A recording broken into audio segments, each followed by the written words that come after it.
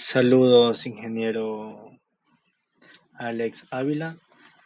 Estamos en lo que es en la materia de sistemas distribuidos, con lo que es la tarea, taller número uno, en el cual tenemos que hacer una investigación de la taxonomía de los sistemas distribuidos.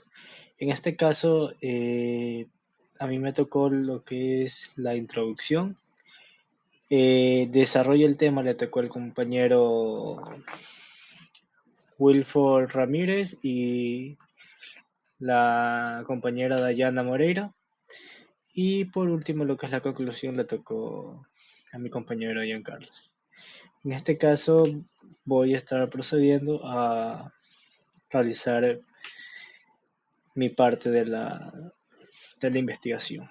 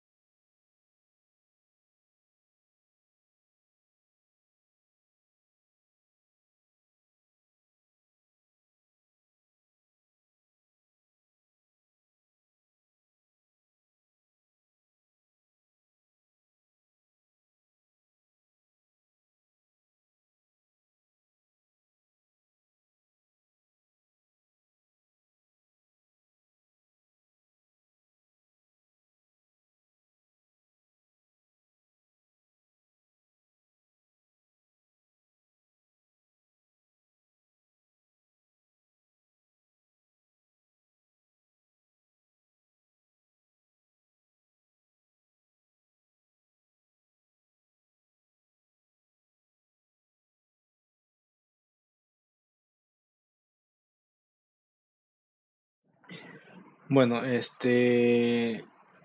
ya he culminado con lo que es mi parte de lo que es del taller. Eh, Hasta la próxima, ingeniero. A continuación, veremos como el desarrollo del tema taxonomía de los sistemas distribuidos. Por lo tanto, tenemos como una pequeña introducción. La calificación de estos sistemas distribuidos se refiere a la calificación de estos sistemas en diferentes tipos según su característica, estructura y comportamiento de la cual ellos se componen. Por lo tanto, tenemos los siguientes tipos. 1. Tenemos basado en la arquitectura del sistema. Basado en la arquitectura del sistema se compone de 3 formas, las más importantes, que son el sistema cliente-servidor. ¿Qué es esto? Pues es un tipo de interacción con servidor que ofrece un servicio, mientras que el cliente solicita, como en el caso de los navegadores web, las APIs en páginas web y como los correos electrónicos. También tenemos como otro punto el sistema peer-to-peer, es decir, P2P. Estos sistemas están totalmente descentralizados porque cada nodo que actúa tanto como el cliente como el servidor, pues vamos a tener como un ejemplo, ¿no? El cliente como servidor en blockchain o sistema peer-to-peer. Abreviado se llama P2P. Como torrent. Bueno, permitiendo que la transferencia directa de la información sin un servidor central. En este caso, por ejemplo, pongamos un ejemplo, los bancos. En el caso de que Binance, bueno, digamos que es esta red de cadena de información utilizada como un banco. Es un banco primario que se utiliza de P2P. Ya no vamos a necesitar lo que es, por ejemplo, somos el usuario 1, usuario 2. En el caso de necesitar este cambio de sistema centralizado, porque ya es sin alguien que esté un terciario, no hay, porque hay una conexión directa entre los dos. Es decir, al usuario 1 con el usuario 2, pero el banco no interviene. Entonces, más o menos así funciona esta arquitectura del sistema. En lo que es P2P, Peer-to-Peer, en el sistema sería lo mismo. O sea, conectamos usuario 1, usuario 2, pero el banco central de lo que es la prioridad del sistema no estaría ahí, sino es que vamos a hacer una conexión directa sin tener que tener un usuario o un servidor central. Entonces es una conexión totalmente fácil, es la más utilizada pues ahora comúnmente. Y como por último tenemos el sistema multicapa, que es N capas. También este de aquí tiene como información los grandes servicios empresariales que permiten las interacciones complejas entre sistemas como en los handshakes, que ilustran el uso extenso del sistema multicapa, identificándose comúnmente como la presentación lógica y de datos. Este sistema generalmente se utiliza más como lo que es, como dice, multicapas, vienen bastantes informaciones y en la cual concentra más en lo que es la presentación de las bases de datos y su presentación lógica.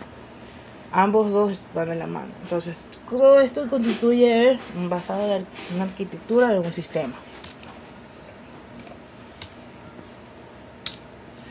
Basado en el grado de acoplamiento, tenemos el sistema distribuido en shares acoplado, por lo cual su pequeño concepto sería: el proyecto utiliza nodos uniformes con hardware y software, un sistema operativo idénticos para simplificar la administración y su configuración.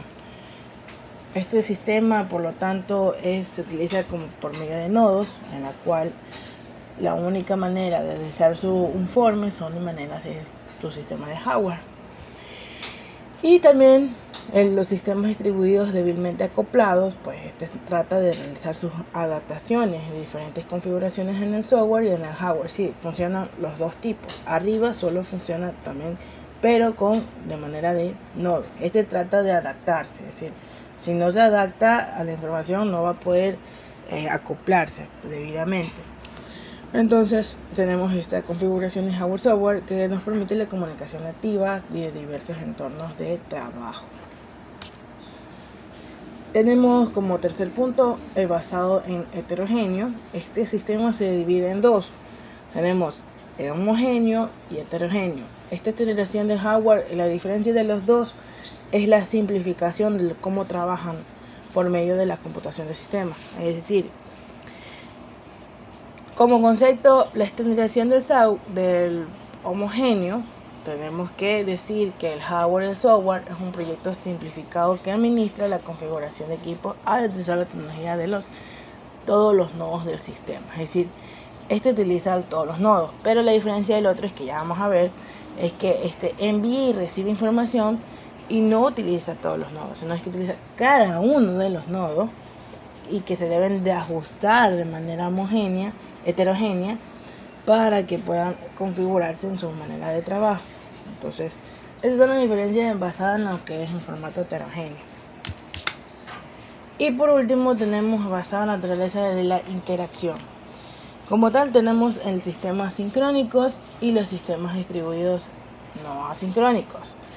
Como vemos en el dibujito, tratamos de indicar que estos son como especie de nodos de las configuraciones como vimos en los temas ya vistos, y vamos a reconfigurarnos, ¿no? Entonces, para poder entender un poquito más en los nodos, cada uno de los nodos que podemos encontrar, podemos decir cada uno, es decir, que estén sueltos, y los nodos que utilizan, bueno, en este caso de manera homogénea, utiliza todos los nodos, es decir, hace una interconexión comúnmente de manera directa, ¿ya? Entonces, para este tema basado en la naturaleza de interacción, encontramos dos, que nos dice de manera sincrónica, que es, como lo dice, podemos encontrar lo que se basan de 1, 2, 3 respectivamente, basado en la... Recording stop. Recording in progress. Ok, sí, sufrimos una... Ok, basado en las conexiones, bueno, en específico, para poder entenderlo un poco mejor, bueno, estos tratan de configurarse para que puedan tener un solo movimiento específico entre nodos, ya que este requiere que garantice una respuesta de manera que ellos se conecten entre ellos y la central. Bueno, en este caso vamos a ver nomás lo que es cada uno de los nodos, que podemos simplificarlo de cierta manera. Eso es con el nodo sincrónico. Con el nodo del sistema distribuido asincrónico, por lo general, pues estos sistemas no tienen configuraciones. En un rango de horas, pues deben estar activos. En cuanto a la recepción de información, cuando se conecta al internet, pues generalmente revisa si se envía la información o no. Bueno, por lo tanto es que este nodo, hasta que se complete la carga, hace que sus paquetes no se eliminen del equipo hasta no enviar la información. Quiere decir que almacena esta información hasta que se llegue al destinatario final. Entonces, de esta manera podemos entender un poco más de lo que es la taxonomía en... Hola, soy Wolfo Ramírez y en esta ocasión vamos a trabajar el desarrollo en el apartado de las ventajas de los sistemas distribuidos. La primera ventaja que encontramos como grupo es el concepto de escalabilidad, y este es interesante ya que es la capacidad que tiene un sistema para aumentar o disminuir sus recursos, y es también la capacidad de adaptación de un sistema ante horas continuas de poco tráfico, con cambios bruscos donde existen picos del tráfico, donde se dispara y se necesita una escalada emergente para que las aplicaciones o los servicios que están expuestos al público tengan una adaptación correcta y que no genere una molestia en nuestros clientes o en este caso en nuestro público. Esta ventaja nos permite desde controlar las cargas de trabajo hasta el control absoluto sobre el pago de los recursos bajo demandas, en vez de un contrato fijo que no es lo recomendablemente ideal. Tenemos también la disponibilidad y la tolerancia a fallos. Esta ventaja la encontramos en los sistemas que necesitan el menor tiempo fuera de línea. Necesitan tener varios accesos a la información y a estos se le denominan nodos.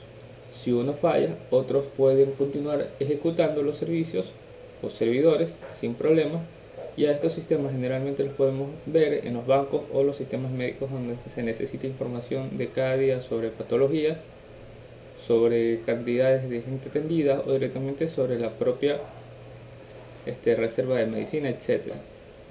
Tenemos la siguiente ventaja, que es la distribución geográfica.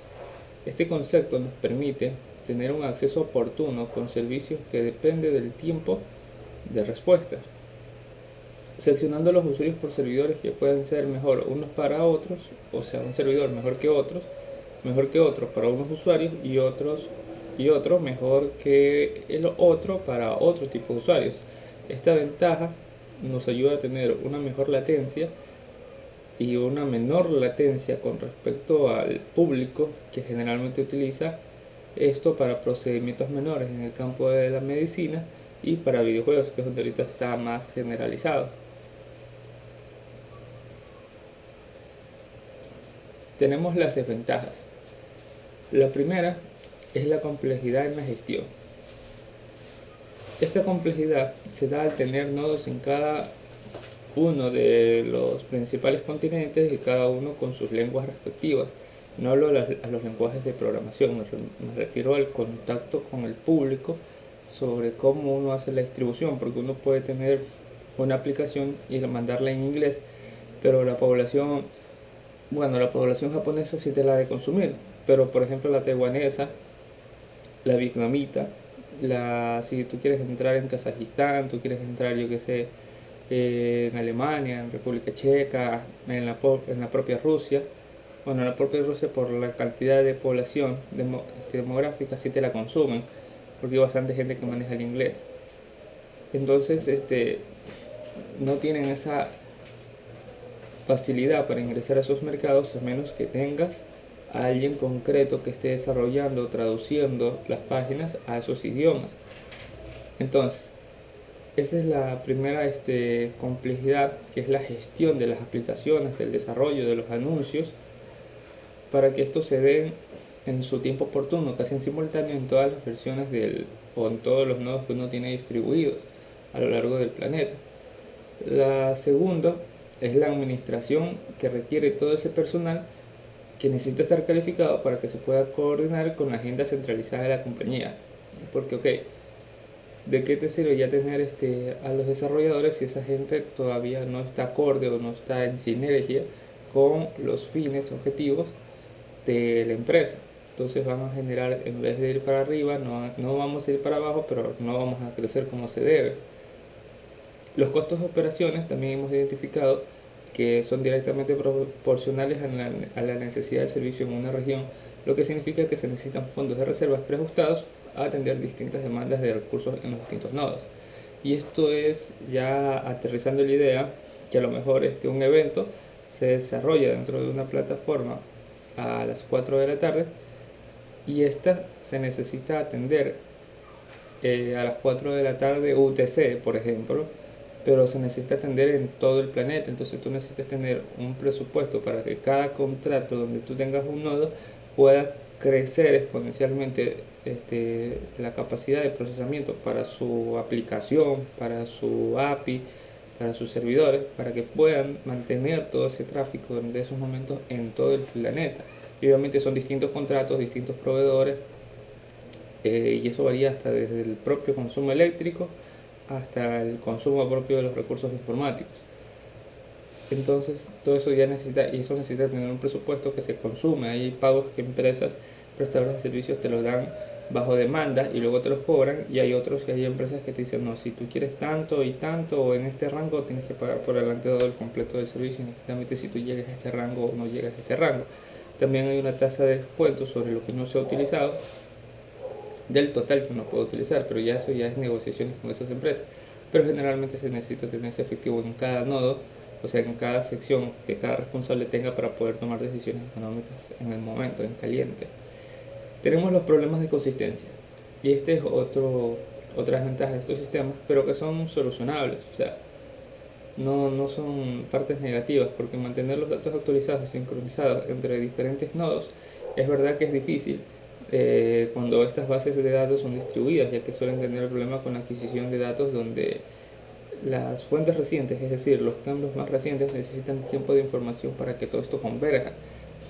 Y esto, para hacer un ejemplo, si uno quiere hacer una adquisición de datos de temperatura a nivel global, pues a lo mejor se necesita que estos sistemas estén en sincronía y aún así el tiempo de latencia que va a demorar entre que llega de la Antártida a Michigan, a Houston, y de ahí hasta que se reenvía toda esa información ya centralizada, yo que sé, al, al Parque Meteorológico Europeo, pues demora para generar todos esos climas. Entonces se toman alrededor de 2 o 3 horas adelantadas, y la mayoría de las veces se utilizan modelos matemáticos con grandes simulaciones detrás para predecir, intentar llegar a una tasa de realidad sobre el clima que se va a dar el día de hoy. Y aún así eso no es perfecto, porque hay veces en que estas predicciones fallan y se tienen que ingresar a la tasa de error para que el modelo se siga ajustando. Bueno, ese es un ejemplo de cómo estas bases de datos pueden tener problemas. También puede ser directamente en la adquisición de la información, cuando se suben desde pequeñas aplicaciones que están sujetas justamente a la conexión a internet. Y es, por ejemplo, que si tú tienes una base de datos donde ingresas, por ejemplo, los reportes de ventas, tú tienes que esperar, tú puedes ir adelantando el trabajo en el sistema offline, llenar todo lo que son el pedido, cuánto hiciste de cobro de una factura anterior, yo qué sé, cuánto gastaste en viático este día, la carga al propio sistema de los archivos, como puede ser los viáticos, que son facturas, que son boletos, que son pasajes, permisos, lo que uno necesita para llegar a un fin económico. Pero uno necesita llegar a un punto donde se conecte a internet y eso se suba. Y aún así, si esto no se sube, estas bases de datos no están en sincronía, aunque a ti te refleje ya cuánto vas llevando de comisión este mes o cuánto vas llegando ya de gastos este mes, al servidor central todavía no le aparece, porque ya está en tu pequeña aplicación, pero todavía no está en el servidor. Y para que eso luego como bien dice, converja, eso tiene que ir y volver y actualizarse directamente en tu aplicación. La próxima vez que tú te cargas, sin necesidad de volver a tener precargado todo lo que acabaste de subir antes del envío. Entonces tienes aquí el problema de la convergencia. También tenemos el problema de la seguridad. Y nos dice que entre más accesos se dejen al público, se crean brechas de seguridad que mantener en cuanto a medida en el que el sistema está distribuido en múltiples puntos, y se abren más vectores de ataque y es más difícil proteger todos los nodos de manera uniforme. Bueno, yendo al punto específico de esto, es que cuando uno ya tiene un servidor, por ejemplo, en China, otro en Corea del Norte, uno en Corea del Sur, si uno ya quiere trabajar con Japón, uno quiere trabajar con Vietnam, con yo que sé, con Taiwán, y mantener servicios en esas zonas, uno tiene que tener un fuerte y cerrado nivel de seguridad, puesto que desde los propios gobiernos inclusive saben llegar pequeños ataques como para medir si uno es viable o no para un ataque mayor, o directamente te hacen un escaneo para saber si tú vales la pena o no siquiera el esfuerzo de intentar hackearte o de intentar saturar tus servicios. Entonces uno tiene que tener bastante seguridad más que todo en esa zona. Y a nivel global también, o sea, eso no se descarta. Tenemos lo que es la historia y la evolución de la taxonomía de los sistemas distribuidos. Aquí nosotros presentamos que como historia, al revisarlo, desde los primeros computadores no se pensaba en tener sistemas distribuidos de buenas a primeras. Esto se lanza a partir de la necesidad de que estas máquinas que se están trabajando para el desarrollo de programas matemáticos, generalmente algoritmos, básicamente algoritmos o métodos de cifrado para mover información de un punto A a un punto B sin que sea interceptada, y si es interceptada que no sea leíble, pues esa parte está ok, pero el procesamiento y luego el almacenamiento de todas estas unidades y los métodos de envío eran lentos. Entonces cuando llegan los primeros modelos de sistemas que permiten la comunicación remota, como eran ARPANET, estoy hablando de internet, no de comunicación entre punto A y punto B, ya hay bastantes sistemas que no necesariamente son internet, pero que permiten la comunicación. Entonces regresamos al punto. Se empezaron a optimizar lo que son servicios o programas que nos permitían a nosotros comunicarnos mediante ARPANET. No es que ARPANET sea la comunicación, sino mediante ARPANET uno puede ya crear ya sus pequeños sistemas para comunicarnos y enviar y recibir a partir de unos protocolos específicos. Y uno tenía que adaptarse a esas metodologías. Ahora, esos enfoques iniciales solo eran para el procesamiento, más no para la comunicación. Y a partir de eso inició la idea de los sistemas distribuidos o directamente de lo que es un cliente y un servidor, porque ya se efectuaban lo que era cliente-servidor, pero no eran definidos como tales. No obstante, ambas partes de la conexión se consideran sistemas. No obstante que ambas partes de la conexión se consideren sistemas, es complicado, por lo que al inicio solo se gestó la idea del cliente y el servidor, dejando que un PC fuese el servidor al cual se accedía desde distintos puntos de distintos equipos, con la creación de las LAN. Estas ideas se implementaron en todas las pequeñas empresas sin necesidad de conectarse a internet. Y es básicamente que no necesariamente necesitas tener un cliente servidor para enviar de aquí a, yo que sé, a Dallas, o de aquí a Houston, o de aquí a Massachusetts, o si quieres una conexión entre Washington y New York, como es la que hicieron para lo que es el ámbito del trading, pero eso ya es para ganar microsegundos. No necesariamente necesitas eso si eres una empresa que ya tienes algunos procesos, algunos equipos conectados y que necesitas que esa información se registre en una base de datos centralizada, pues ya necesitas este tipo de arquitectura, donde ya todo llegue a un NAS o a un servidor para que tú puedas ir guardando y obviamente gestionando esa información al día para poder tomar decisiones. Ahora, con el crecimiento de Internet en la década de los 90 se gestó la idea de mantener estos sistemas en la nube o en servicios que permitan el acceso desde cualquier parte del planeta de existir la conexión.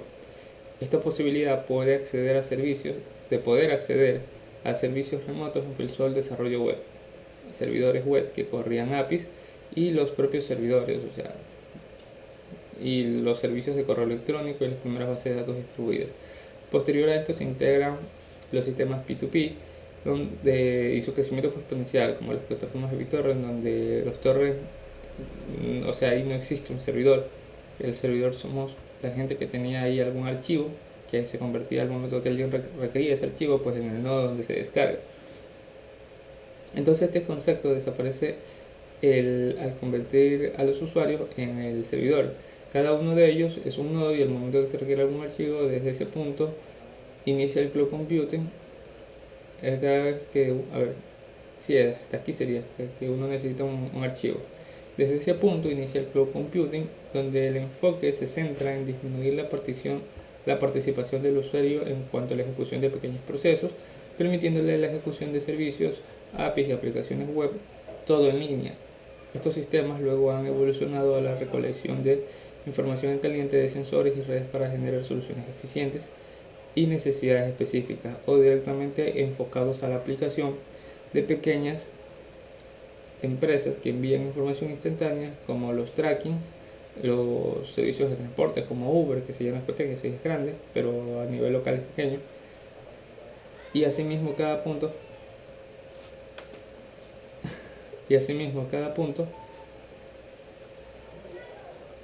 observado nos muestra que la tecnología se desarrolla al final del día en función de las necesidades que puedan existir en diferentes enfoques, pero la optimización de esta se hace que se utilice y se estandarice la que cubra mayor cantidad de necesidades de estos parámetros para que cumplan. Me refiero a que si se crea un protocolo para la transmisión de algún tipo de archivo, de algún nuevo tipo de definición, en vez de JPG, JPGE, que quiera ser específico para que se haya con menor latencia, etcétera. Si no cubre mejores los estándares que ya existen, pues directamente no se va a estandarizar, porque la gente está acostumbrada a trabajar con lo que sea más eficiente. Aquí terminaría lo que es la parte que me corresponde. Muchas gracias. Bien, bueno, continuando con mi parte ingeniero, es la continuación de cómo se ha elaborado lo que es la debida conclusión de la presente tarea, la que es semana 2, taller número 1, de la cual he podido elaborar las conclusiones con respecto a todas las partes que han presentado mis compañeros.